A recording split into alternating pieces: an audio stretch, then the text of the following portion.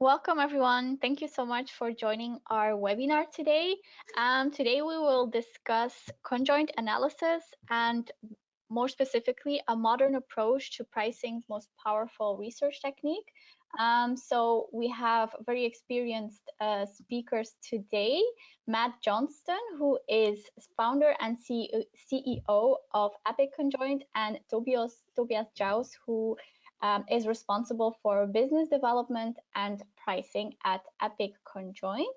Now, before I give the word to our speakers, I just want to explain you that so the webinar will take around 45 minutes and we will take out 10 to 15 minutes of time to answer all of your questions.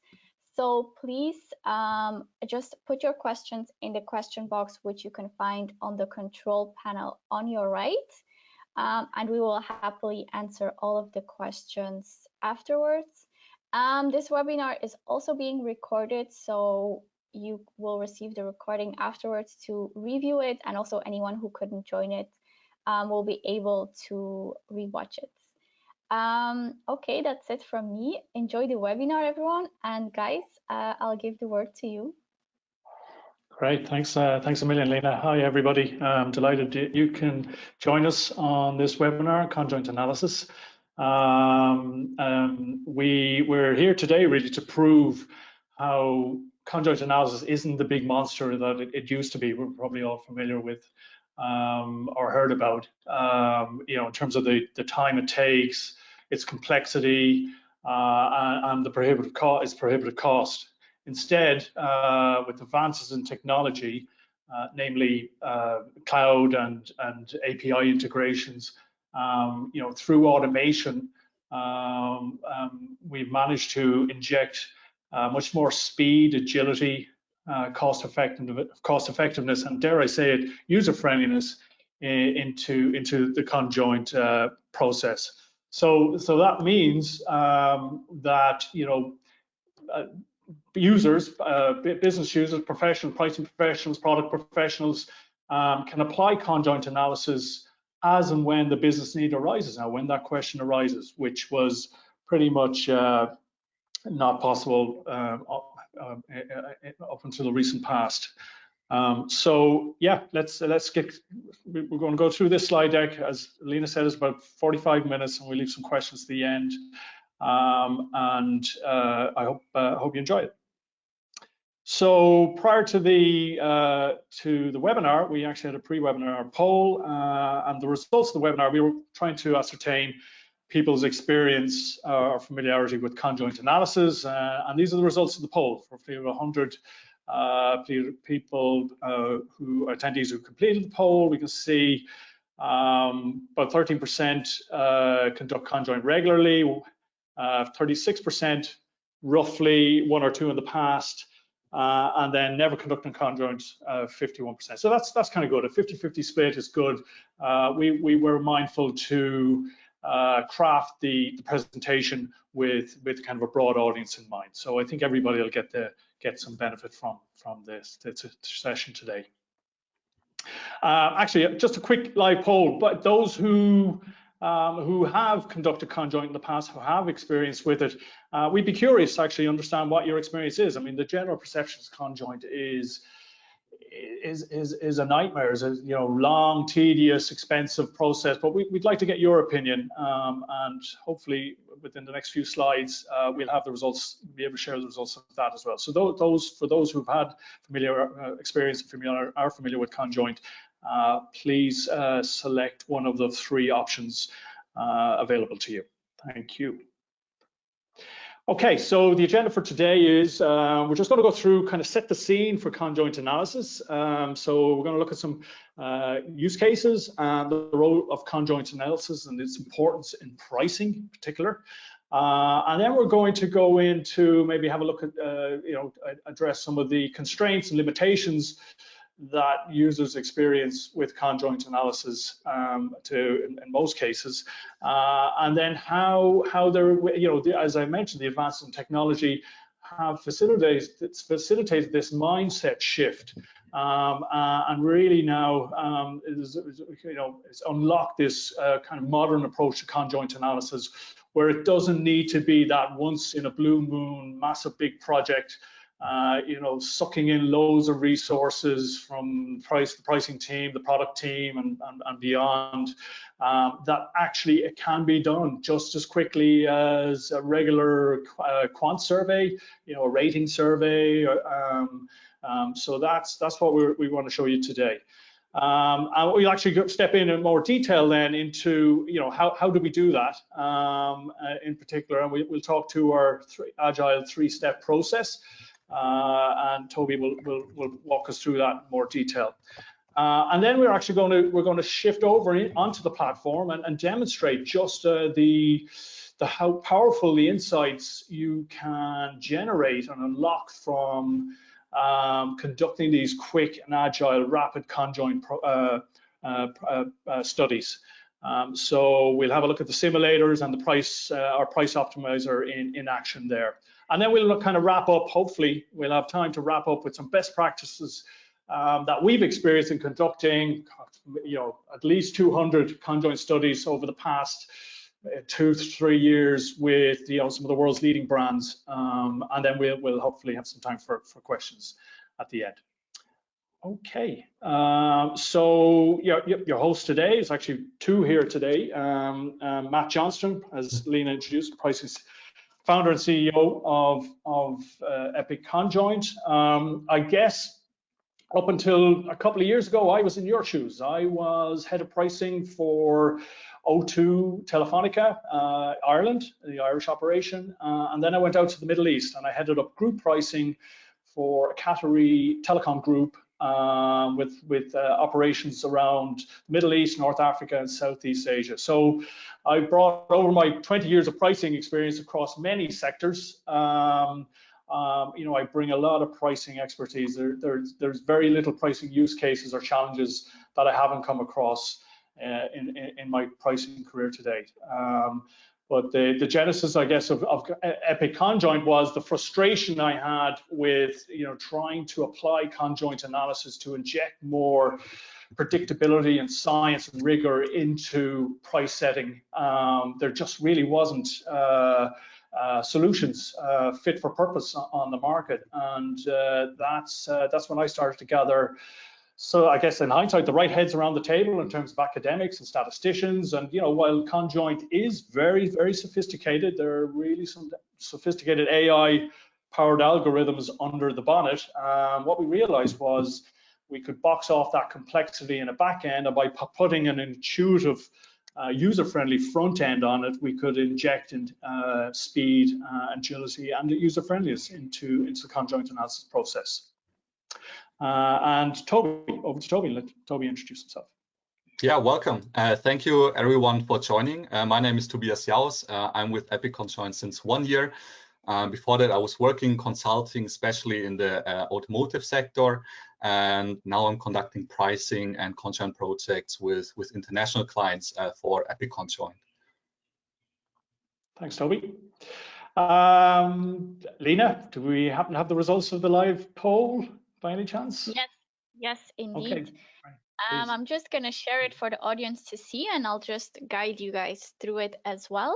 So we have 56% who say that their experience was either neutral or don't have any conjoint experience, and 44% says they have a rather positive experience. So those who already have some experience. We don't have anyone with a negative conjoint experience. Okay, to be honest, that's surprising, but let's continue anyway on that basis. Thanks for your sharing your opinions. Okay, so yeah, as I mentioned, we just want to set the scene in this section, and I think this quote here from David Ogilvy actually is very, very eloquently expresses the challenge we face as commercial marketing professionals, whether you're pricing in pricing roles or product roles or segment roles. Consumers don't think how they feel, they don't say what they think, and they don't do what they say. So, this is what keeps us in really interesting and challenging jobs, I guess. But there is a very valuable weapon that we can use to kind of surmount this challenge, and that is value-based pricing. So what is value-based pricing? Well, it's actually going beyond just pricing based on your costs and or your competitors' prices. It's actually taking into consideration then what the customer's preferences are and what their willingness to pay is. So I think this equation here actually really expresses the value, how that price is just a function really of the value. And these are the 4 P's in what's called the marketing mix. And just draw your attention, the position of the price P would arguably indicate that price is arguably the most important P in the marketing mix. It's the one that a 10% plus or minus change could have a multiplier effect compared to a 10% change in any of the other P's. So the important takeaway from this is, it's beyond just price. We need to think beyond price and actually look at a product through the eyes of the customer and what their preferences and willingness to pay are for that particular product or service. And it's fair to say a lot of businesses make the common mistake. They only think price when actually customers think value. So if I just draw your attention to this chart here, working from the bottom up, we can see in terms of price levels or optimizing prices, while cost-based pricing and competitor-based pricing are still valuable exercises to do, it's only where you kind of overlay the value-based pricing on top of that and really kind of by asking the customer what they prefer, what they're willing to pay. That's when you can really start to inject more certainty into your price setting. So it's a very valuable weapon to achieve that. And value-based pricing. Well, how do we understand what the value customers place on the particular product or service? Well, this is where conjoint analysis really comes to the fore. It's recognized by most of the world's leading brands and pricing experts as the most rigorous and precise survey methodology to determine value-based prices. Conjoint analysis is fundamentally based on trade-off analysis, where we, as humans, we don't like to make decisions, and particularly purchase decisions, without some kind of compare and contrast or benchmarking exercise. And that's fundamental. That's what sets conjoint analysis apart from other pricing research methodologies. It actually tries to mimic real-life purchase decisions as closely as possible. And that's the value it really brings to value-based pricing. Just to give you an example of where, even some of the big brands can get their prices disastrously wrong. This particular example was when Audi launched the Q7 back in 2006. It was their first SUV. They faced capacity constraints. I think it was 70,000 vehicles, but demand was 80,000 vehicles. And what they didn't do was actually understand, what the price elasticity was before they launched that vehicle in terms of before they set the price. And what actually they significantly underestimated the price elasticity, and as a result ended up leaving about $250 million on the table, where they realized in hindsight that actually they could have charged another 3,000 or 4,000 euros on the price on top of the 55,000 price that they launched at, to their detriment. So a very expensive lesson learned there by arguably one of the world's leading brands. But this is an example of where it was done right using conjoint. So The Economist magazine, when they launched, was always print hard copy publication, and then they launched their online version. And I guess to their detriment, they priced them, you know, $59 for the subscription version, online subscription, and $125 for print and web subscription. You know, if you get into the realms of behavioral economics, behavioral pricing, what we see is that the skew, the tendency for people is to go for the lowest, start with the lowest, and then decide whether it's worth upgrading to the higher package. So this totally skewed the sales in favor of the lowest price point. But when they did their conjoint exercise, they realized actually by inserting a third product, the print subscription at 125 as well, that they totally reversed the mix of sales towards the higher value price point. So that's a great example of you know, doing the legwork, doing the research, using conjoint to really understand customers' preferences and willingness to pay. And the masters of value-based pricing really are IKEA. And what IKEA do when they tend to roll into new markets is they go out and they establish customers' willingness to pay for their products. And then with those learnings, then they go back to their product designers, product engineers, and say with a particular cost point, and say develop this project or this product with this cost in mind. Obviously, you know, keeping the margins in consideration as well. So there's some good examples of actual live or real use cases of conjoint. And then look, just in summary, then, you know, conjoint analysis really injects more predictability and success into price setting. And you know, if you look at a lot of price setting is done based on anecdotal evidence, you know, hunches, hypotheses, what people think, what people say, and you know, that is the rock many companies, many products perish on. But when you do start to inject more evidence or data-driven decision making, you know, either through customer behavior, you know, extracting data from your data warehouse, doing more quantitative type surveys, and indeed then conjoint analysis in terms of you know, and the positioning of these, each of these is kind of the key takeaway here in terms of achieving your targets. You know, conjoint is by far, it's like that insurance policy before you launch. Just go out and ask the customers, you know, are you willing to pay this? Are these the features you want to pay for? You know, and that should ensure a greater level of confidence in the ultimate prices and product features that you do launch. Yeah, thanks, over Matt. to Toby. Thanks, Matt. I think what really becomes obvious is the importance of value-based pricing today. And we also see this in our projects every day. So it's definitely a hot topic for many currently.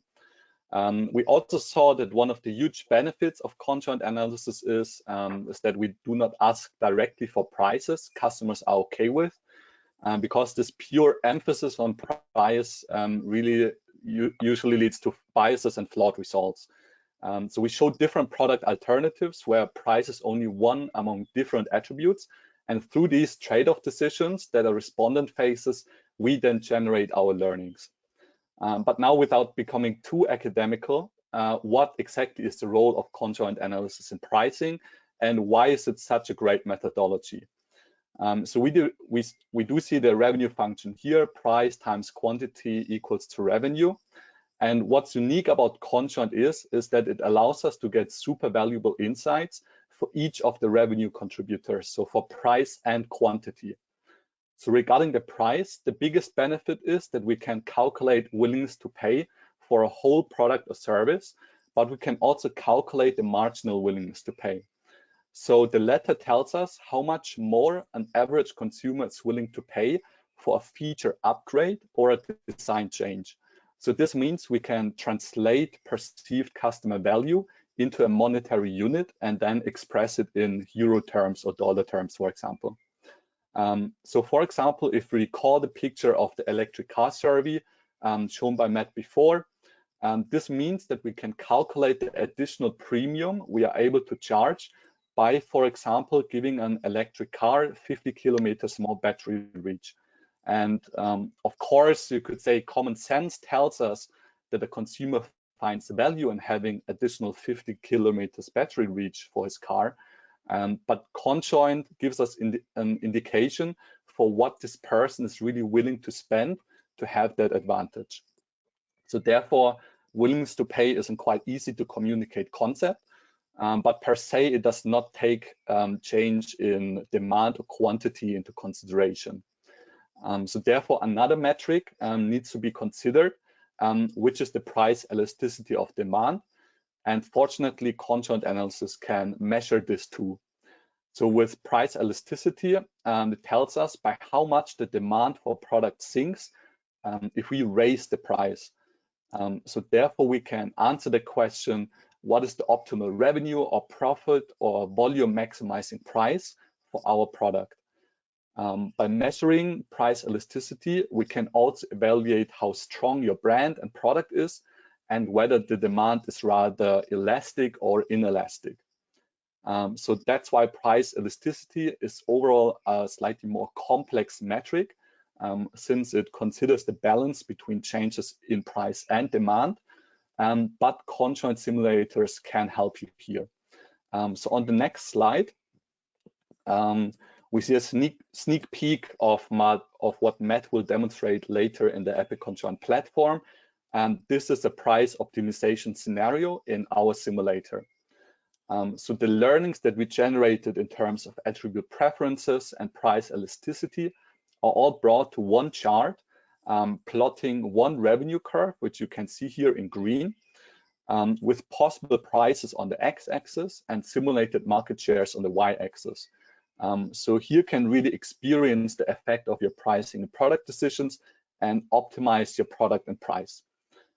So I think that's a great way to apply willingness to pay and price elasticity learnings, and Matt will go into more detail about this later. We can also generate learnings for various use cases and stakeholders. So let's talk about them in the next slides. So at EPIC Conjoint, we primarily work with 3 stakeholder groups, which are at the same time the greatest beneficiaries of conjoint analysis insights. We call them pricing gurus, product heroes, and insights leaders. And starting with the pricing gurus, eventually we want to know, can we raise the price of our product? So therefore, the classic conjoint use case is identifying optimal features and prices for new products and services, oftentimes right before a product launch. That's when most people think of conjoint analysis. However, Conjoint is able to provide more super valuable insights in some additional pricing use cases. So first, we can analyze willingness to pay and price elasticity really at product and customer segment levels anytime. So that way we can analyze each of these segments in detail, identify similarities or differences, and identify customer groups that have some similarities that could potentially form a new segment in your go-to-market strategy. Also, this enables us to do different things. So for example, portfolio optimization. You can refresh and rebalance your product and pricing portfolio and test, for example, new decoys, such as implementing a good, better, best model, as seen in Matt's The Economist example shown before. Furthermore, we see in our daily work that global trends such as servitization or more dynamic pricing models keep our partner companies busy, and conjoint analysis can de-risk decisions regarding new pricing or charging models by simply testing their efficiency and market acceptance. Similarly, you can measure the impact of discounting and price promotions. So will they have the effect you hope for, or might another offer or marketing claim have a more desired effect? That's also something we can analyze. Another very interesting use case is monitoring your product's price perception at regular time intervals and see how the customer appetite changes, maybe depending on the current economic or the current pandemic situation. So hence, so-called COVID impact assessments are also possible. My personal favorites are wargaming scenarios in the market simulator. So Matt will take a look at this later. But you can really get a great feeling for the predicted impact of your and your competitors' product and pricing decisions in a competitive market, which eventually really helps to outperform your competitors. And then last but not least, on EPIC Conjoint's platform, we also offer smart business case tools that can help you to not only simulate and measure market share, but also plot revenue, costs, and profits in one chart. And this, of course, helps to get a feeling for the profitability of different business models. So on the next slide, we see use cases for product development and go-to-market teams, each considering the overarching question, do we offer the right product to the right people? And here we can really focus on product feature preferences for different market and customer segments. We can also test the strength of product claims and marketing messages, and we can measure brand value perception by comparing your brand against your competitors. So in a nutshell, you could say that Conjoint really helps to ensure a product market fit by removing much of the guesswork here. And last but not least, we see on the next slide some additional use cases for market researchers and customer insight stakeholders. And here Conjoint really helps to understand market expectations better and to analyze the different spectrums of needs in your market. So I hope this overview helped to better understand the variety of questions that Conjoint can help answering. So let's move to the next slide. So now that we all know what conjoint analysis is and how it could help you in different use cases, let's really discuss the topic of this webinar, conjoint analysis demystified. What does this actually mean? Matt, well, let's start with a visibly frustrated person on the next slide. So looking at the huge benefits conjoint analysis provide, our question is always, if it's such a great tool, why is it only applied so sporadically? So we experience every day that starting a conjoint project is a quite big deal for both international corporations, SME companies, even for consultancies or market research agencies. So on the next slide, let's take a look at the traditional constraints out there, which currently prevent companies to apply and benefit from conjoints more frequently. So what are the problems out there? And I believe, Matt, you're the right man to talk about this, also given your experience with conjoints before EPIC Conjoint. I am indeed, Toby. I felt the pain. So yes, based on my experience, I would have conducted, I guess, as pricing manager, O2, Telefonica, and Ooredoo, maybe five, 6, 7 conjoints in the past. My typical experience was the design stage could take up to a month. The field work could take up to a month, and by the time you got the results, it could be another month. That was, experience working with market research agencies. And when you're in a really competitive sector, as telecom is, arguably the results are redundant by the time you get them. So time and agility in terms of given the amount of investment in terms of bandwidth and headspace, in terms of setting up the survey and running the survey, there really isn't very much maneuverability around changing things midstream. It's literally one shot. Once that survey is gone, launched in field, it's if mistakes or the wrong questions have been asked, it is impossible to change. So that the agility just isn't there with the big all-encompassing you know, one-off conjoint projects.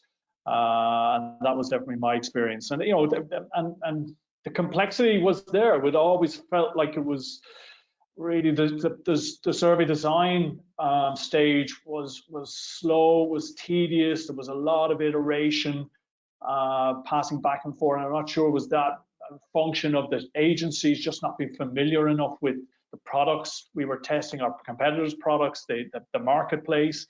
It just felt it was just an unnecessary amount of bandwidth had to be invested, particularly in the design stage. And then, of course, the budget. I don't think we ever spent less than 50,000 euros on a conjoint study.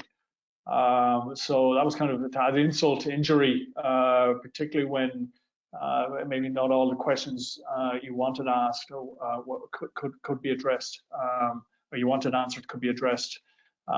So they were the impediments. That meant, you know, going cap in hand to the CFO looking for a pretty sizable chunk of money to conduct one conjoint study always meant that, you know, you couldn't do it. You know, maybe one a year if you were lucky. Typically, it was one every 2 years. So yeah, that was my experience with the conjoint analysis process in the past. And I really think that also reflects the experience of most of our clients when we talk to big corporations, for example. So the 4 big constraints which we see here: time, agility, or non-existing agility, high budget, and high complexity are usually kind of the pain points. If we move on to the next slide, let's talk about why these constraints are really problematic. So here we see a very simplified go-to-market process, and you might have an idea. You conduct your R&D and typically do the market research, maybe in the form of a conjoint analysis right before the product launch. And also more often than not, we see that the infamous launch and pray tactic is actually a common practice too. Which means that no sufficient concept testing is done whatsoever. But if conjoint analysis was a more agile, less costly, and an overall better experience for everybody, which it can be today, you could benefit from these insights at each stage of your product development and go-to-market process. So that way you can really ensure the product market fit. And if we think back to the value-based pricing process that Matt has presented, we can ensure that the product you're developing does not exceed the target group's willingness to pay. So a certain mentality shift here is necessary when it comes to conjoint analysis. And Matt will now continue to talking you through our approach a little bit more in detail. Yeah, so, you know, having felt the pain, we felt we were the right people to address it, and as I said, that was the genesis for EPIC Conjoint. So essentially, what we've now made is traditional methods of conjoint are now obsolete, and which is now unlocked or unleashed. You know, this is arguably the most powerful pricing research methodology to be applied to many more different types of use cases, not just the standard you know, new product launch price setting use case, as Toby described in the pricing guru persona. So it's a much more what we facilitate is a much more agile process, so many questions can be asked. And you know, it was moved more to test, launch, and no praying required. So how have we done it? Well, again, by automation, leveraging cloud technology and API integrations with panel providers, both B2C and B2B panel providers around the world. We're able to access conduct rapid conjoint studies in over 130 markets around the world for both B2C and B2B brands. Plus, you know, not only do we bring a, you know, arguably the most innovative Conjoint platform to the table, but we also bring our pricing expertise as well, and that's important in designing, helping design the survey, and also obviously interpreting the results of the survey. And our experience is, you know, a typical B2B survey can take up to 3 days, maybe, and a B2B up to 5. But I wouldn't be lying where we've turned around conjoints within a couple of hours in some of the bigger markets. So that's how much we have revolutionized the process, simplified the process. So by you know, Matt, sorry sure. to interrupt. We just had an interesting question. It was about a slide you were just talking about. And I thought maybe I can just pop the question in before Yeah. you continue with the solution.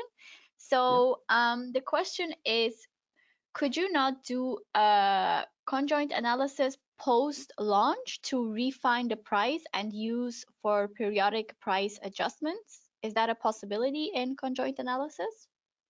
Yeah, it is now. Great question, and very apt. I mean, yeah, that is one of the key takeaways we'd like participants to take away, is that, yeah, because we've injected so much more speed and agility and cost effectiveness into the process, yes, you can do post-implementation, or what I used to refer to as PIRs, post-implementation reviews, could be done quite quickly. So you know, launch, as Toby took you through the stages of injecting more precision and predictability into setting the prices.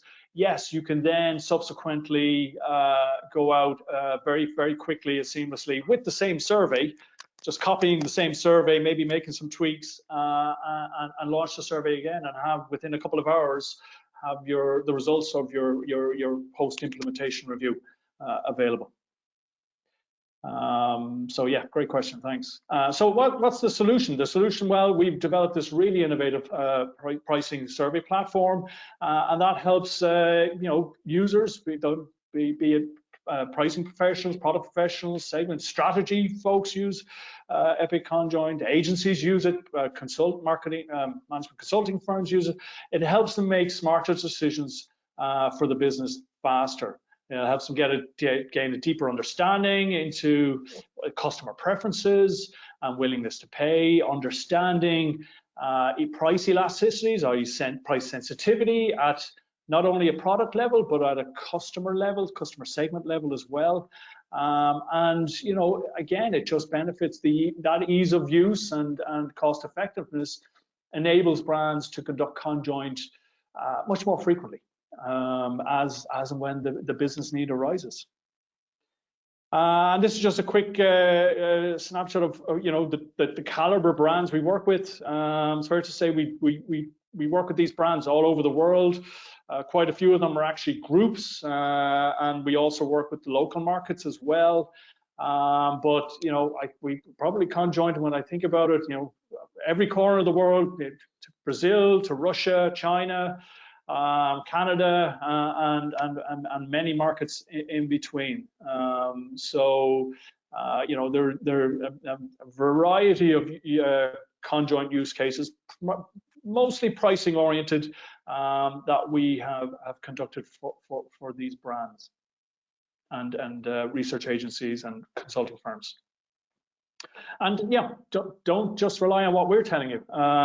This is a testimonial from Stefan Lisieux. I'm hoping, presuming a lot of the pricing professionals on the call are familiar with Stefan. He's considered one of the pricing guru. And yeah, we've liaison with Stefan on a couple of projects in the past, and this is he's very impressed with how innovative, the level of innovation we've brought to conjoint analysis. And now this is a good point actually to step into the platform and actually show you, you know, the platform in action, I guess. So let me just step off the survey, and we will jump into, so this is, as you will see, this is the EPP tenant. So what we tend to do is we hold workshops, conjoint workshops, at the EPP events. You know, when we were able to gather face to face. And what I'm going to do is show you the survey, the results of a survey that we at the workshop back in the EPP pricing conference in Brussels back in November 2009. We designed a survey, a smartphone survey within the workshop, and we launched that survey to the UK live. And within probably an hour, we had 201 completed surveys. So it's this survey, second from the bottom. So let me just jump in. That's the context. Let me just jump into, I'm just conscious of time here. So this is the results dashboard, and the first chart you'll see actually draw attention to the x-axis. These are the feature levels of the 4 smartphones that we tested. We tested the OnePlus 6, Huawei P30 Pro, Samsung S10, and the iPhone XS. And then moving from left to right, you'll see some of the other attributes that we tested: display, screen size, camera megapixels, battery life, memory, whether it's network locked or not, full water protection, and then on the far right, price, obviously, very important. And what we do in this particular, this is the relative feature level preference chart. So we bring all of the preference scores, and we refer to them as preference scores, but they're actually proxies for the regression coefficients. But we bring them all onto the one chart because, you know, we're not looking at attributes in isolation here. It's important to look at the full proposition. And we can see this is very much a product stroke brand driven conjoint. So the results will indicate that the top 2 preference scores are go to 2 phones, the iPhone XS and the Samsung S10, and then the next preference score kicks in there at the lowest price point. I guess the flatter the lines, and you see some of the lines here in the middle, the curves in the middle, the flatter the curves indicates more indifference towards the attribute levels. So, you know, obviously the gradient on the phone themselves would indicate that, you know, there is quite a bit of passion and fanaticism, I would argue, expressed by the respondents of this survey. In fact, there's 201 respondents. What we can actually see, using the filters, so, you know, you can set screen out questions and segmentation questions. So you can go in and just look at maybe some segments here and see, you know, are there any significant differences? Not massively in this case. But just to show you, I'm going to clear these ones. When we go to just an example of fanaticism, if we just look at Apple customers, so what is your current smartphone? Just look at the Apple customers, you'll see a very different picture. You'll see Apple preference just go through the roof here. Even price is flattish over here on the right. And then there's a big drop to Samsung. Similar emotion expressed by the Samsung customers. So you'll see Samsung here, big jump, and then down to Huawei. Interestingly, if you look at Huawei customers, and bear in mind, Huawei is getting a lot of bad press over the last couple of years. This would indicate actually the preference score, highest preference score went to Samsung phones. So this would scream alarm bells for Huawei if they had conducted this conjoint study. Basically, it's saying that when these Huawei customers go to change their phones, they're probably going to take a Samsung. But you will also note that how, you know, now we're starting to get some definition in some of the functional aspects, and that's typical of a Huawei customer, where, you know, they really the camera megapixel is a big feature, and the specs are more important to Huawei customers. So I'm just going to clear those, and we're going to go down a level. Yeah. So the next step here, just draw your attention to the right-hand side. This is we actually come up a level to attributes themselves, and we capture the relative feature importance of each of these attributes. So we can see again, this is very much a mobile phone product brand-driven. X44, roughly 44.5% of the decision making is based on the phone itself and the brand, followed by price, followed by memory and camera megapixel and so on. And by the way, the filters can apply to all of these. On the left-hand side, we have ideal product. It's normally a good starting point, or if you're in ideation mode and want to test some ideas for products, this is a good starting point, but also a good starting point for business casing, giving them, granting them their wish list and seeing what the outcome is on the bottom line. And then we capture the price elasticity, as Toby said, and basically we're measuring the gradient on this line here, the price line, using preference scores as a proxy for demand. So you can see negative 1.26 would indicate these are pretty price sensitive customers and will react to promotions and discounts. Now, bringing all of these conjoint learnings into more of a business context, this is our volume share, market share simulator, and I'm just going to put the chart name or the product names on them. I'll knock this off at the time being. So what we're looking at here is the virtual market that we're testing. The purple bars are the volume shares. As you'll see, they all add up to 100%. And then the revenue is basically the volume shares times the price point. So you can then start to play around with the simulations here. So looking, you know, if I was the pricing director for 1+6, I could take the learnings from this study, conjoint study, and say for my 1+7, my next phone, 1+7, I know 6.5-inch screen is, if you look at the purple bar, by making it a 6.5-inch screen, sorry, I'm just going to knock this off. By making this a 6.5-inch screen, I've added about 0.5 percentage point. By making it a 40 megapixel camera, I've added another about 2.5 percentage points to my volume share. So now I'm starting to get back in the game. If I made it a longer battery life, and if you remember, memory was the third most, so I'm going to select the highest memory, the highest preference score memory. This is where really start to get back in the game here from a volume share perspective. And even though we tested 4 price points, I have a new equipment manufacturer, we can actually put in any price point and see what the impact is here because of, you know, the learnings from extrapolating the price sensitivity. So this should give you an example. By the way, in a conjoint study, you can have up to 10 products in one survey. With 8 attributes. So the attributes are on the left-hand side, but we could have up to 10 concepts in one study here. Just to point out then, if we want to just go back, you can archive or bookmark all of these simulations, and that's what clients do. They love to dive in to the results here, the results dashboard, and start creating their own simulations.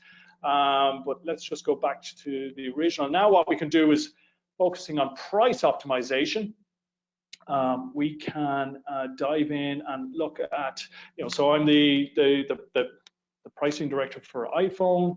Now we can actually chart based on the learnings from the conjoint results in terms of preference scores for each of the features and price sensitivities. We can map the revenue curve here, which is the green curve, and the prices that we can attach to this revenue curve.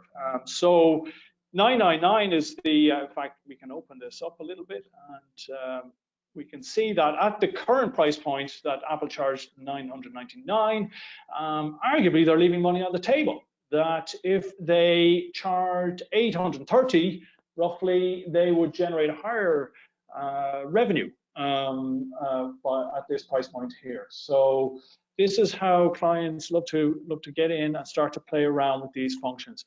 The wargaming, Toby referenced earlier, what you can do is, say, for example, if you know Samsung come out with a new phone at the $99 price point, then you know what does that mean for my price, my Apple price, my iPhone price? Well, it actually means that I can generate charge a higher price based on the you know Samsung coming out with a higher price. Also, just to point out the business casing tool where we can set costs for each of the attribute levels, as you can see here, just as an example. By doing that, then we can create the cost function. thereby creating our profit function, and then we can map then profit on both of these charts, where we can identify the optimal price point from a maximum profit perspective, and we can apply profit to the volume share chart as well. So that's it. That's what clients love to do. So they will get access to the survey results once the survey closes, and very often the gems, the insight gems are in the detail, or going down below. And by the way, you can apply the filters to all of these. You can export all of these charts to either PDF, XLS, or PowerPoint as well. But this helps clients get really under the bonnet of averaging and down into customer segments where some of the gems lie, the insight gems lie. So I'm just going to cut back to the deck for just a wrap up. Awesome. Yeah, thanks, Matt. So usually our survey analysis calls are scheduled for like about an hour. So good job squeezing that much information into 10 minutes only. I'm aware we are talking too much. So looking at the leftover minutes, I will proceed a bit faster now. So I would like to quickly talk you through the information needed for a Conjoint project and introduce an agile process that could help you unlocking insights from these conjoints quite quickly and easily. So what it takes when you look at this chart, I think the key message is that conjoint analysis really must not be rocket science. The input information needed to design and conduct a survey is usually available in a company, and our partner companies prove this every day. So at EPIC Conjoint, we help companies to take their input information and bring it into a best practice survey design that really answers their burning questions. So you could ask, what's the secret sauce? What do we need to consider then? You really need to know two things. First, whom are you targeting? Who is your target group, and therefore the audience that you'd like to send the survey to? You should define criteria who belongs to this target group and who doesn't, and eventually we can help to distribute the survey among them. Then the second part is, what are you targeting them with? So here we are focusing on the tested product or service, and ideally a cross-functional team sits together and gathers necessary input information that we will see on the next slide. So the information needed, we need to identify a range of substitute products that form your customer's consideration set. So competing products that they think of when they might think of your product. We define product features for the conjoint survey. So these are the most important independent determinants of choice for your customers. Or you could say these are the product characteristics that really matter for the customer and which needs to decide for one or another product. Next, we formulate feature levels that are concrete and unambiguous, as well as mutually exclusive. So if we take a look at the cereal bar survey on the right, the sugar content forms a product feature here. It's important to the customer, while the different grams of sugar represent unique product feature levels. Then last but not least, we define the tested price range, and typically the tested prices are some percentages higher and lower than the maximum consideration sets prices. Again, we experience that this input data is readily available in companies. You know your customers, you know your products best, and experts can help you in designing a best practice survey design. So now that we all know the necessary information, let's take a quick look at an agile conjoint process, which is no big surprise. It's really straightforward. So you need to prepare the input information and design the survey together with an in-house or external conjoint expert, and and choose a powerful conjoint platform. You then define your criteria for your target audience and distribute the survey. And last but not least, interpret the results and communicate the one insights across your departments. As we have seen, there are several stakeholders for a good conjoint study, and therefore, like many stakeholders, could be interested in the one insights. If you choose to work with EPIC Conjoint, we do not only provide the platform, but also guide you through each of these survey steps. So moving on to the next slide, and the next slide. Those are the key learnings, kind of what Matt also just represented. I think we can skip them to a large part. B2C and B2B, maybe jump back real quick, Matt. So B2C and B2B companies, they can really learn, learnings about the customer appetite, what are preferred feature levels. We have the wargaming scenarios that I know Matt would have loved to spend another 30 minutes on, because that's where you really jump up into the platform, roll up your sleeves and generate the insights. And we identify the price elasticities and willingness to pays to find optimal prices.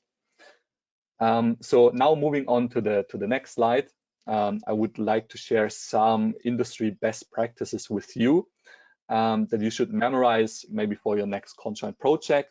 And this will also be the last slide to be presented. So I hope we have some additional minutes. So best practices. I think number one is, first of all, and really, really important, do not overcomplicate things and keep it really focused in your studies. Do not squeeze too many burning questions into one conjoint survey, since it is oftentimes better to design one survey for one or two burning questions only. More agile and less costly conjoint surveys do make it possible to launch a perfectly tailored survey specifically for each research purpose. The next one is do guarantee statistical significance of results by really asking a representative and big enough respondent panel. This relates to another mistake that we see quite often, which is that simply not enough responses are gathered. And on EPIC Conjoint's platform, we typically rely on 200 to 300 successful completes to ensure the statistical significance. The third one is that conjoint surveys are a great opportunity to ask additional questions that you really want to have answered from your target audience. And as seen during Matt's presentation of conjoint results, you can also see these questions, you can also use these questions as filters for survey analysis to dive into different customer segments. So do ask surrounding questions. Fourth, it's always great to have a storyline throughout your survey, and start the survey with introducing the tested product and explaining the feature levels. Eventually, you want to have solid product decisions from the respondents. So make sure the respondent really understands the product and what you like to ask them. Fifth, I think that's a really good one. Before you start a survey project, write down a research brief. Specify the burning questions you'd like to have answered, which really makes it way easier designing an insightful survey that answers your question. Sixth, our recommendation is to invite a cross-functional team to survey analysis calls, consisting of the different conjoint stakeholders. So each of them will take a look at the results from another point of view, which enables a deeper understanding of the results. And as we've learned, looking at the smartphone use case just now, as we've learned during looking at the use cases, each of these stakeholders can benefit to a large degree as well. And seventh is our last best practice is more of an appeal than an advice, which is do not launch and pray, but really rely on data-driven evidence and benefit from impactful conjoint surveys that you can now conduct more frequently and easier. So really choose the tools that suit your research project best and that have proven their success, and if needed, cooperate with experts to inject best practices into your survey process. So Matt, moving on to the next slide, just a quick reminder, those 2 questions are really key essential for almost every survey. Keep in mind, whom are you targeting and what are you targeting them with? And on the next slide, we would really like to thank you for your attention. It was great fun to present, and if you really can't get enough of conjoint analysis, just contact us, and we will also spend more time introducing you to the platform itself and the practical insights that you can generate. So Lina, I think now we have some more minutes for questions. Yes, guys, we received actually lots of questions. I don't think we have time to answer all of them. Maybe I'll just pick out a few, and then the rest of them I'll make sure Tobias and Matt receive all of the questions and they can get back to you in more detail. If that's okay, we're very sorry, we're a bit late, so we can't answer all of the questions. Sorry, guys. Okay.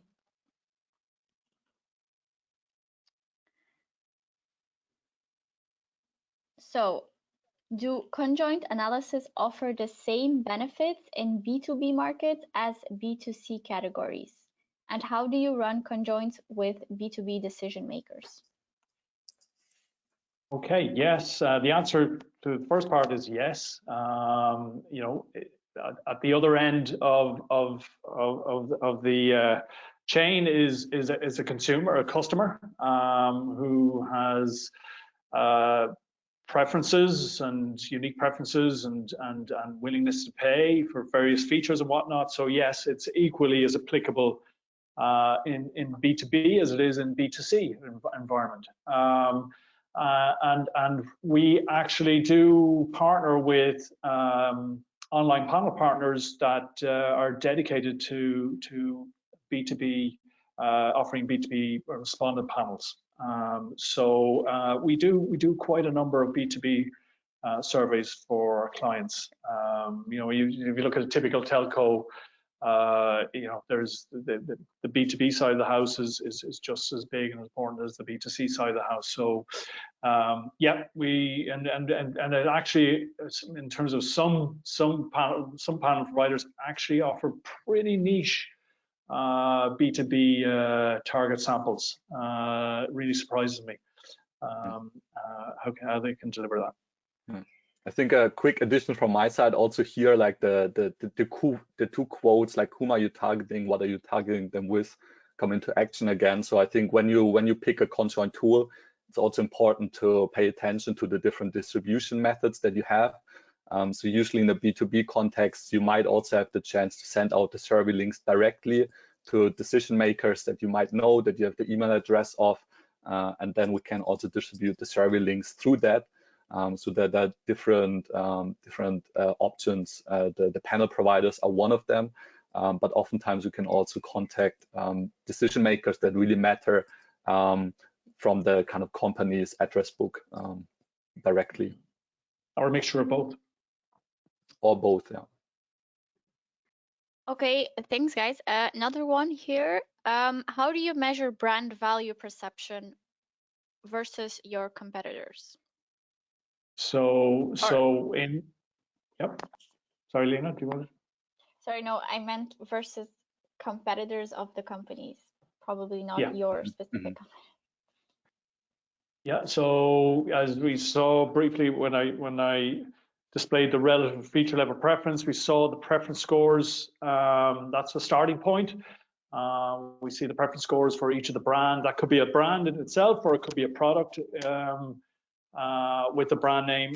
But that's the starting point. But when we get into the simulators, we can then judge the impact on the optimal price by changing just the brands. And sorry, I didn't get a chance to do that. But by very quickly just changing the brand name in the matrix, we can then gauge what the impact in terms of willingness to pay by different brands will generate. And I think when it comes to the capturing, let's say, phase, I think it's important that we capture the brand awareness by presenting like a product. So the whole focus of the respondent is not only on the brand, like he always evaluates like a concise product consisting of different attributes. So it's not kind of flawed or biased by just like representing brands in kind of the survey stage. But brand is one of many attributes, and therefore we can also measure like, is maybe the effect of another brand bigger, or is it more kind of a design change to the product that has a bigger impact? So that's the benefit that those kind of aspects and attributes are being presented in like one concise product usually. Okay, thanks, guys. We have quite a question here which has 3 parts. So I sent it over so you guys can read, but I'll just read it out loud so the audience can follow as well. So first part, what is the cost range to implement EPIC Conjoint? It's good to know the range and drivers of higher and lower prices. Second part, what are the key success factors? And the third part, what's the experience you have in B2B? So the first, in terms of just confirm I got this, the first part of the question right, is that in reference to EPIC Conjoint's B model, or is it in relation to when you're testing prices? I think it's about testing prices. Yeah, typically it's yeah, you would consider the lower end of the range or the upper end of the range. But I think what if they were existing products or services in the market, you know, I think the key criteria is, you know, really ask yourself, are these substitute products? Are the target sample going to view these as substitute products? And in that case, yeah, every price point counts and should be included in the survey. Toby, would you like to address the second one, please? Yeah, the second one was, what are the key success factors? I can imagine it's important to ask about the right factors and to ask the right people, not always trivial. Yeah, I agree. Maybe Lena, this question was asked before the key learnings. I think we addressed some parts of that. So yeah, it's not always trivial to know whom to reach out to and what are kind of the key like value drivers in your product. I think for especially bigger companies, this knowledge is aware in like when you reach out to different departments. And otherwise, we also have a lot of experience, and as said, we assist in each of the survey stages. So I think here we can also bring much experience into your project. Matt, the last part of the question was, what's the experience in B2B? Yeah, the experience again, it's the same. The same 3-step process that Toby described is applicable to both B2B and B2C. It's just what tends to be different at times is the target sample, obviously. Sometimes we rely on different panel partners, and or more often than not, the brand will supply, not more often than not, but the brand can supply us with their with the list of target customers as well. So we've extensive experience conducting B2B surveys all around the world. Mm-hmm. And sometimes we, of course, in B2B, you face sometimes the challenge that you maybe have like a limited number of like decision makers you want to reach out to. That's something we can influence by adding more or lesser choice cards. So when we usually we gather like 10 choices from each individual, in B2B context where it's really hard to find like the right audience, we can slightly increase that number. So we can turn around B2B surveys usually with also like 150, in some cases, even lower respondents, always depending on the complexity of the concept matrix that we are testing. Okay, thanks guys. Just to clarify, I read here that the first question, about price. It was about specifically about the price of doing a conjoint survey. We'd be happy to take that offline if that's possible. So, Okay, good. yeah, Okay, well, everyone, thank you so much for joining. Tobias, Matt, thank you for the very, very insightful webinar. We received some very nice comments from everyone. I think everyone learned a lot and enjoyed. Unfortunately, we're really actually run out of time.